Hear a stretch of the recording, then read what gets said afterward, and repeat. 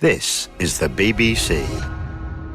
This podcast is supported by advertising outside the UK. What are the most memorable travel adventures? Those where we open our eyes and our minds to new experiences. It's all to see here in Azerbaijan. New flavours, a new appreciation of ancient history, of natural beauty and of rich contrasts. This is a world of culture, cuisine, wellness and adventure, all yours for the taking. Thought you knew Azerbaijan? Take another look. To plan your Azerbaijan adventure, visit azerbaijan.travel.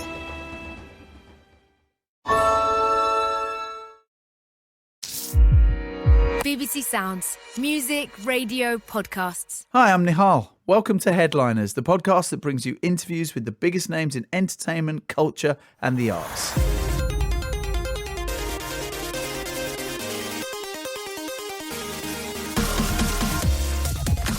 It is my great pleasure to say that we have the award-winning, multi-million selling James Morrison, who has a greatest hits collection out now.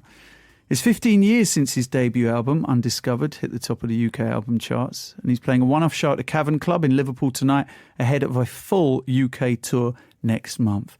James, how are you, sir? I'm very well, sir. I'm very not. Don't look so glamorous right now in the after that big intro.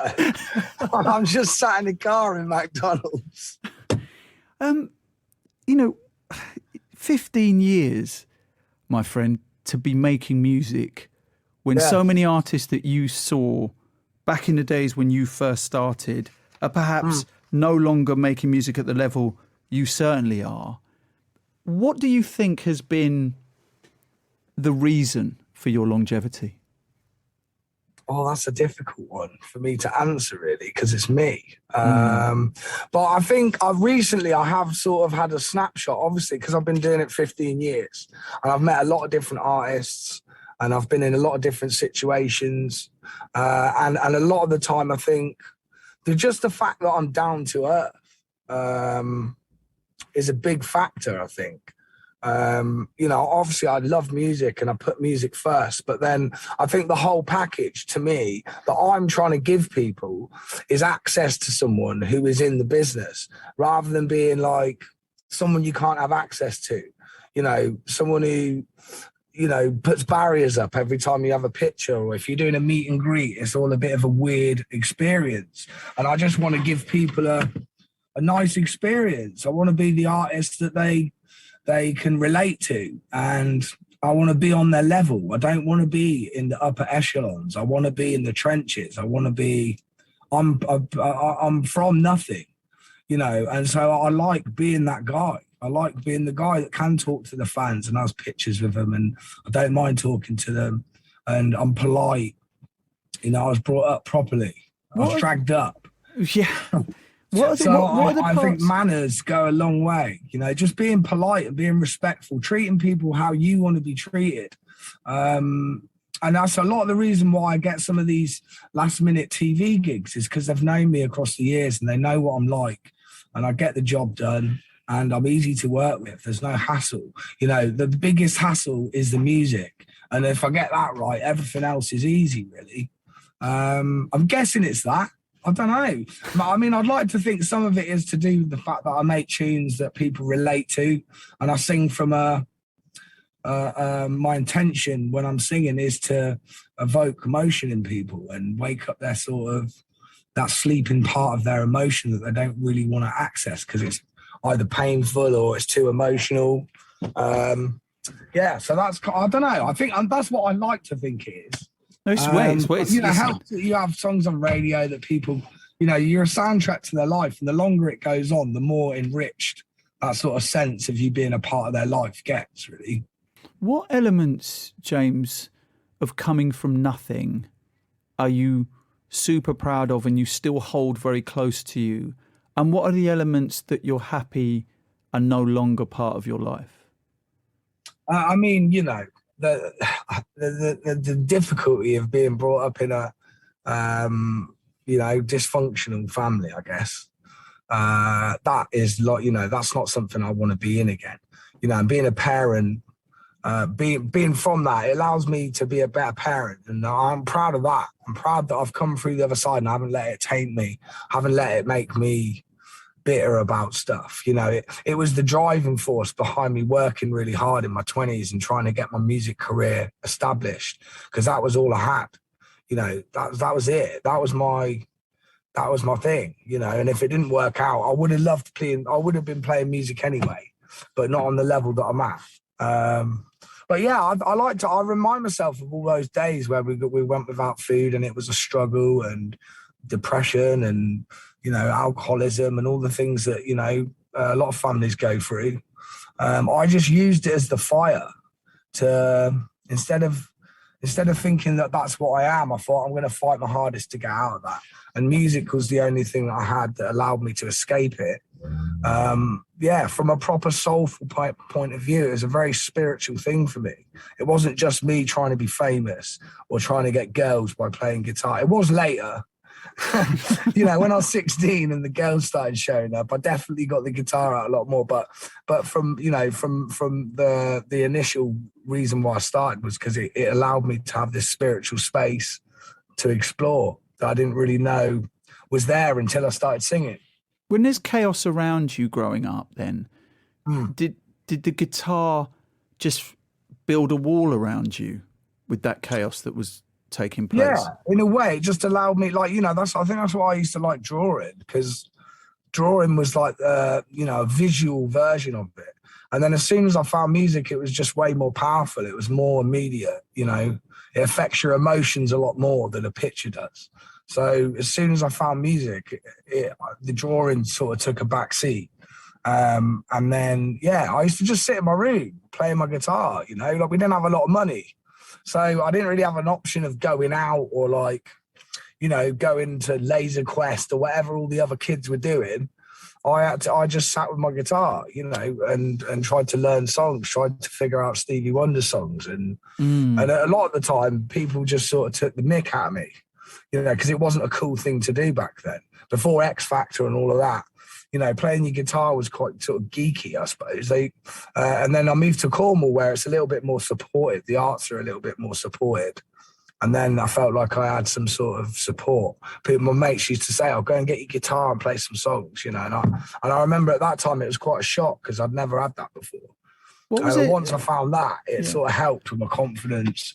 And then I started getting busking, and just, it was about building my confidence up more than anything. I knew I had something in me that wanted to come out. I just didn't, I had to get confident first before I could show it people. I know you didn't grow up with your dad, but you did talk to him all the time. What did he make, and I know he's sadly not with us any longer, what did he make of your success? Because thankfully he did get to see that little boy with a guitar become a pop star. Cry in a minute if you carry on. No, but he got to see you be a pop star, right? He got to go up on stage, Joss Stone hands you a Brit Award. He got to see all of that, he did. Right? He was super proud, you know, like, he was super proud. He never asked me for anything, really. He was just super proud. You know, I remember when he saw me on Jules Holland, that was a massive thing because we used to watch it together when it was on the telly, you know. And we were like, "Oh, Jules is on." So I'd sit down with him and watch whoever's on it. And, you know, one day you might get on there. I used to laugh thinking, "No, won't." You know, it was one of those things. It was a strange thing. It's still a strange thing. You know, going to Radio 2 was a big deal. Going to any of the radio stations that I used to listen to, you know, or any of the programs that I used to watch, or being, you know, just those sort of, or getting to sing with people like Paul Weller, and it's all just mad to me still. I'm still just the kid from rugby. But all this amazing stuff has happened to me. And continues to happen to you. I took it seriously, you know, like I've put everything into it. You know, I sacrificed my 20s. I didn't go out. I just played music. I went into the studio, and I haven't seen a lot of my family for many years because I'm doing this. So it's not like it's come without putting the work in or any sacrifices. But I was willing to make them because it was a way out of that life, you know, which is hard. It's a hard life, not knowing what you're doing next, where your next bit of money's coming from, or, you know, and living around, you know, alcoholism, depression all the time is hard. And I do suffer from it. But the only way I can sort of escape it is my music, keeping healthy and training. But yeah, I'm quite an optimistic person. It's not too difficult, you know. Like having a family really helps. My kids, they really keep me rejuvenated and keep me feeling open and willing to sort of try new things and sort of not get too cynical about life, you know. Because of the instability and then pouring that instability, James, into your music through that emotion, that extraordinary voice of yours. So much of the big records that have come out from you have been based on relationship instability, haven't they? Yeah. That's really quite funny, isn't it? Yeah. There's probably the reason why, you know, that's the reason why. Jill has effectively made you a pop star. yeah, I guess so. I mean, it's one of those things. Like, I really try hard to write about bigger stuff, but sometimes it just comes back to like the simplicity of two people figuring it out, and I just think that's always easier to understand than like trying to fix the world in a song, because it just sounds too preachy. Yeah. Do you fix a relationship in a? Do you fix a relationship in a song? Yeah, I think you can. Yeah, I think sometimes the song at the right song at the right time can, definitely. If it's saying the right words, 100%. You know, there's times where I play songs to Jill if we've had a little falling out, and I'll just put a song on, knowing that there's a lyric in it that relates to what we're going through, and she'll be like, okay. Yeah, I think music's always been powerful to me like that. You know, I can play the right song at the right time and it pulls me out of a really weird mood, you know.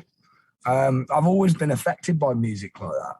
Some people, it's just background noise, but to me, it literally infiltrates my whole body, and I go on a journey with it, you know. Yeah, and I've always loved that about music. I've always loved the fact that it does that to me. I mean, it's over 10 years since The Awakening came out, which by all accounts was a very difficult album because of what was going on in your life at the time. When there is a falling out, and it's quite a big falling out, and you're suddenly there, you're on your own, and you may be there with your kids, and you're on your own. What's the process then that you go through? I mean, you go, oh, no, this is terrible. Right, where's the guitar? Or how does this work in your life? Well, I took 2 months. I just had 2 months, 3 months at home grieving when my dad died. That's right.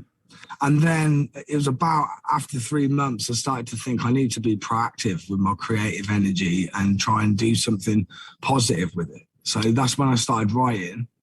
And then all those songs on The Awakening came from coming out of that period of time where I just had a kid as well. I'd had my first little girl, and she was about 1, and then my dad died. Yeah, and it was pretty hard. Yeah, it was really hard. It kicked my ass a little bit, but the singing and the music just gave me something to focus on other than the fact my dad wasn't there. And it helped me heal, you know.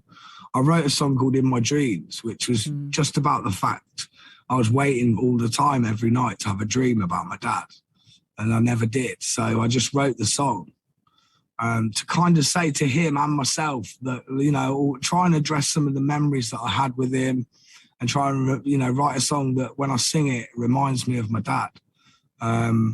And yeah, apparently a psychic came to see my girlfriend, and he picked her out of the crowd randomly and said, oh, I need to speak to you. There's a man here, and he's called P, or Paul, which is my dad's name. And he said, oh, he's heard the poems that your boyfriend's written. Does he write poems or something? And she was like, yeah, sort of. And she said, well, he's telling me to tell him that he really likes the poems that he's written for him. Something like that. And that just made me bawl my eyes out.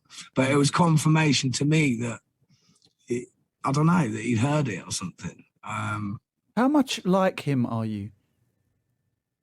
I'm very much like him, but I've got way more control over myself and my inhibitions, you know. I can have a beer and leave it. You know, it doesn't really. But is that in reaction to what you saw with him? How do you mean? So you've got more inhibitions and you control your drink I've because got of more what you saw. control over myself. Yeah, because of what you know, saw. I haven't got as many inner demons, that he had. I think he punished himself quite a lot. You know, I had a lot more kids than I've got. Right. But he was a good man. He really was a good man. He was just a troubled soul. And I was always close to him. You know, even though he wasn't always there, but he was there enough to let me know he was my dad and he cared, and he just had his own problems. You know, but I don't really see him in any other way. I'm just grateful that I got the time that I had with him, and he was a very soulful person. He's taught me a lot. He's taught me a lot about how to treat people. Same as my mum, really. My mum's very soulful and she's very instinctive, and I've got a lot of who I am I owe to my parents and what they kind of put us through. Even though it was not easy, it's very character building. You know, it's taught me exactly about who I need to be and what values are important and what to worry about, not to worry about, and to navigate everything. It's taught me everything that I need to know to navigate myself through this business. And that's something that I don't really take for granted, you know, like I've been through a lot to get here. And I don't really take it for granted, you know. It's like I'm proud of myself for coming through it, because a lot of other people would have been beaten by it. But there's plenty of other things that happen to people that are way worse than what I've been through. So, you know, it's just about shaking it off and trying to do your best in whatever it is that you want to do. And I just happened to find music from an early age. So I'm lucky that I had time before I was 20 to try and hone my craft and try and set up some sort of a way of being able to play all the time. You know, doing open mics and things like that really helped. Honing that craft, James, was an inspiration for Ed Sheeran, wasn't it? Yeah, apparently, yeah. Yeah, when I first met him, and he said that to me. And it's quite surprising how many people have said that they really like my music. Like, I heard Becky Hill on the telly the other day saying that I was the first gig she ever went to. And I love Becky Hill. Her voice is amazing. She's just like one of my favourite female singers. So I think those little tiny connections like that, I can spot them, you know. I'm quite instinctive like that. I'm quite sensitive to stuff, you know. I can hear a tune and hear like, you know. Well, I think Ed Sheeran, he read a newspaper, I think, clipping about how many gigs you did. Is that right? That's right. Yeah, he said I did 250 gigs in one year, and so he did like 300. His dad was like, "You need to do this," you know. But yeah, I suppose I paved the way slightly for people who are a bit scruffy. You know, something slightly wrong with them, but they've got a good voice and they can play songs, you know. And I think, I'm proud that I was a part of all that, but I don't really take it too seriously, you know. I'm inspired by so many different people, and you know, so I'm just glad that you know, some people take a little bit of what I've put into it and make it their own. It's good.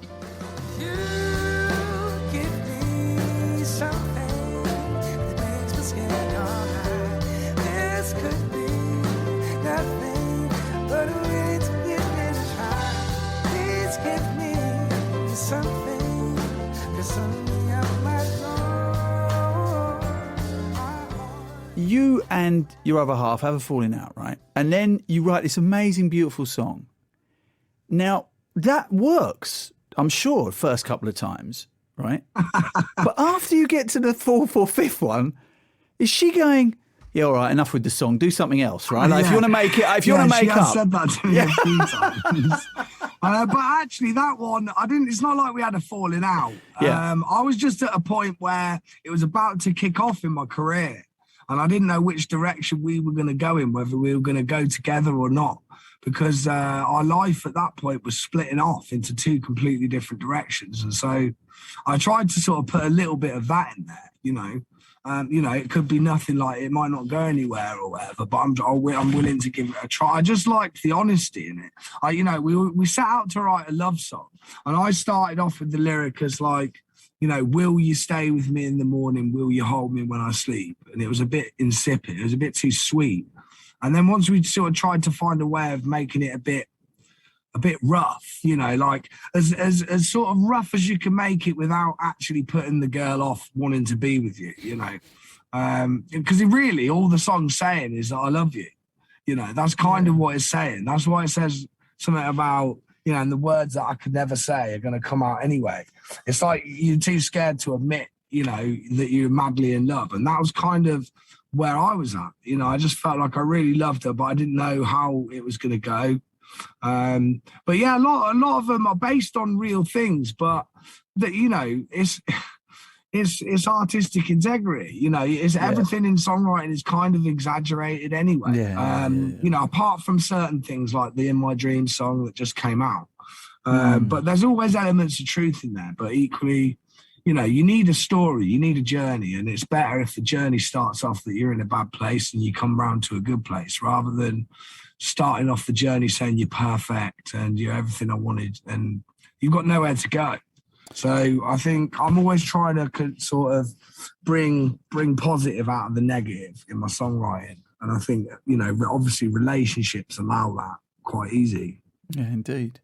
I mean, after the success of Undiscovered, 2006, and then, of course, the kind of, I guess, the pressure with Songs for You and Truths for Me, which, had some massive records on it. Ever. Right? And it was it's a long title. Songs for You, Truths for Me. It was only 2 years afterwards, right? So, and then there's also the pressure from the label at the time to kind of go, right, you need to replicate this success. Yeah. How satisfying was it with The Awakening to have a number one record where you kind of really went your own way as an artist? I mean, at that time, I still feel like I had to fulfill certain things, but I was so heartbroken that I didn't really worry about it so much. I just tried to write songs that I felt were good songs and try and dress them up in a way that was palatable, I didn't really think past how it was helping me. I didn't think about, is it a hit or is it going to be a smash? I just thought, I like it and it represents what I'm going through. And that's my job as an artist, is to try and be as true as I can to what I'm going through. And actually, it would have been a lot easier if I didn't have to talk about the fact that my dad died or the fact that, I've been through a harsh time. It's not exactly easy for me to talk about, but I'm trying to be honest as an artist so that when I'm dead, people know what I was trying to do and why I was doing it. It's like artists, you need to be true to yourself. And I think I've always tried to do that. As difficult as it can be sometimes, I think that's my job, is to try and encapsulate what it is I'm going through at the time. It'd be nicer if I was going through loads of lush stuff and I was singing about being on holiday, or I don't think it'd have the same weight to it. But I suppose I'm fortunate and unfortunate at the same time that I've been through some very difficult times in my life that have allowed me to explore it in songwriting. Yeah. Well, you've certainly broken any chains that there may have been. I mean, you've obviously been conscious to say, what I grew up in, my kids will not grow up in. Yeah. Yeah. I mean, my upbringing was definitely difficult. But I wouldn't be the person I am today without being through that. So I look at it in a romantic way, weirdly. How does it stop you, James? Like I smile to myself. Right. When I talk about it, because I'm out of it. It's all right when you're out of it. You can look back in a different way. But, if I was still skint and, and I wasn't doing my music, I probably wouldn't look back at it so fondly. But I think it's definitely taught me everything I need to know. It's taught me a lot about what not to do as a parent. And it's taught me a lot about, a lot of the things that my mum and dad got right, I'm trying to replicate in my parenting. So, to be free-spirited, to take risks, to not sit too long in this one place and sort of sit on your laurels. It's like, it's just taught me to stay fluid and stay open and try new things and just give my kids everything I never had without spoiling them, actually, you know, to give them the right path without, you know, just chucking money at them and sort of, you know, going on expensive holidays. Or, you know, I take them camping. I make them do earthy stuff that's not so enjoyable because it builds character. And, wow. You know, and that's what I want. I want my kids to have a depth of character and to have values and to be polite and not to be like this new generation of Instagrammers and likes and sort of followers and sort of, I want them to be earthy in it so that, you know, when everything's going wrong, you've got a platform to sit on so that you're solid. And that's what I've got. I feel like that's what my parents have given me, is a base in my personality and in my values and in my sort of brain. I've got a base to sit on that sort of allows me, even if I'm going through difficult times, to be able to stand up and handle it. Do they know a lot about your own childhood? Are you the guy that will say, you don't know how lucky you are? Or do you find you are that guy? Okay. I try not to do it. My daughter's like, she didn't care. She's like, Dad, I don't care. That was you. And I'm like, yeah, but, you know, and she said, how am I meant to know about that stuff? Like, yeah, we live differently to how you lived, you know, and I get that. You know, I for a while, I almost wanted to make life difficult, so she got it. But yeah, I'm glad that she doesn't know, really. I do try and talk about it with her to remind her, so she has a snapshot of how she's actually doing. But yeah, I mean, I can tell that she's doing well because she's smashing it at school. She's really good at school. She's enjoying she's always a happy little kid, you know. And I never really had that carefree attitude when I was a kid. I had the weight of the world on my shoulders all the time. You know, I was helping I was trying to help by paying the bills with my mum and I had 3 jobs by the time I was 15. You know, so I was responsible from an early age. And it's only now I'm getting to my sort of late 30s that I really enjoy getting, you know, having a few pints. Well, what was the first thing? Relax a little bit and sort of enjoying the fact that the hard work's done. What was the first thing, James, that you did when, you know, look, once your first album goes triple platinum, right? And what's the first thing you did when you first saw a bit of money for the first time out of music? I know, well, it's crazy because I was so used to being skink right up that I was really careful. Like, even when I had a #1 album, I bought myself a second-hand Toyota Corolla. And I thought I was winning, you know, because it smelt new. You know, before that, I had like an 80 quid car. You know, I was careful. That, you know, one of the first things I bought was a Christian Dior jacket that was 1,500 quid, and that was the most I've ever spent on anything. Did you tell your parents that you'd spent 1,500 quid on a coat? Yeah, I know, it's quite mad, isn't it? But it was a nice one. I've still got it. It was the one from like Pieces Don't Fit Anymore video. And I said, oh, can I keep this? And they said, no, that's Christian Dior. It's like 1,500 quid. So that was the first thing that I went out and bought. And it was like a Pretty Woman moment, you know, where the girl was like, hello, can I help you sell? This stuff is very expensive. And I said, yeah, it's all right. I'm having a look. And she gave me a lot of attitude. Like, she wouldn't leave me alone. And even when I gave her the card, she was looking at me like it was stolen. And then when it all went through, I said, right, give me the receipt. I want to get out of here now. I said, that's lesson 1. Never judge a book by its cover. I said, I could buy the shop 3 times over if I wanted. I let her have it. But yeah, that was the first thing that I bought, was that Christian Dior jacket. And then I bought myself a little, you know, not bought, I was still renting a flat. I was still renting. I was careful. I was really careful. I just didn't want to go back to that world of nothing, of not having anything. And, you know, not only is it an opportunity, it was an opportunity for me to do well, but it was an opportunity for me to do well for my family. And I wasn't going to take that lightly, you know. So I did everything I could really carefully in the first few years. I wasn't extravagant at all, actually. It's only in the last probably 10 years I've started to sort of enjoy what I've earned, and I bought myself a nice house, and I've bought my family houses. I've bought, various people in my house. I've supported my family as much as I can. The first thing I did was buy my mum's house. That's just the right thing to do. There's no way I'll be able to enjoy success without bringing my family along and making sure they're all sound. So that was the first job, was to make sure my family were looked after and they had a roof over their head, so that if I did buy a big house, I wasn't going to feel really bad about it. Good man. Top man. It was Valentine's Day yesterday. There is a brilliant story about how you and Jill got together, which involves, I believe, her ex and your mum. Is that right? Well, it got a bit exaggerated, to be fair. Okay. That's a bit exaggerated. Okay. I don't think my mum would like to hear that. But No. yeah, they were obviously we lived in the same house, My mum was renting out a room and they moved in as a couple. And so obviously they lived with us for about a year before, me and Jill were even going out. Right. And John is a very funny guy, Big lad. Very likeable. Yeah. And we all got on. My mum liked both of them. So when they split up, my mum hung out a little bit with him, and It was a bit awkward.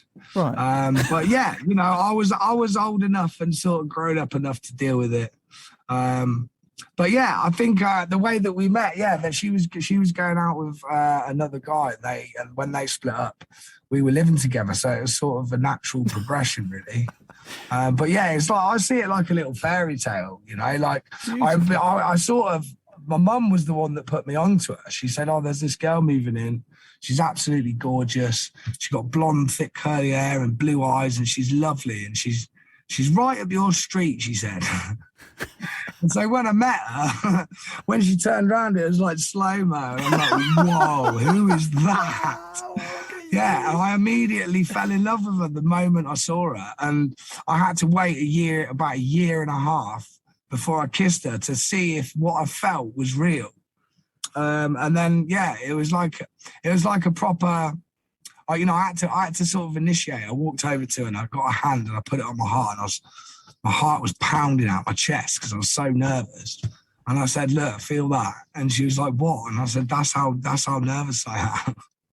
And then I just kissed her. And I'd never normally do that, but I thought I've got to make the first move.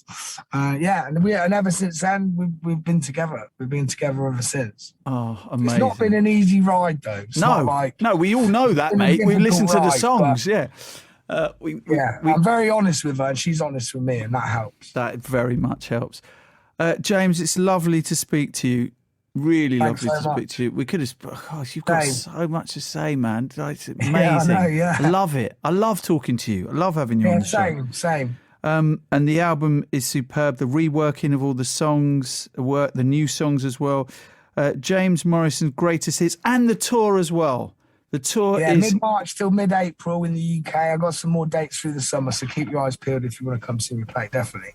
Perfect. Take care, James Morrison. Thank you so much, sir. Always good to speak to you. Have a nice day, yeah? You too. Now leave that car park that you've been in for the last hour. I know, yeah.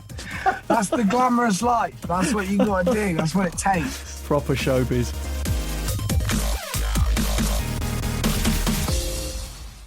Thanks for listening. Remember to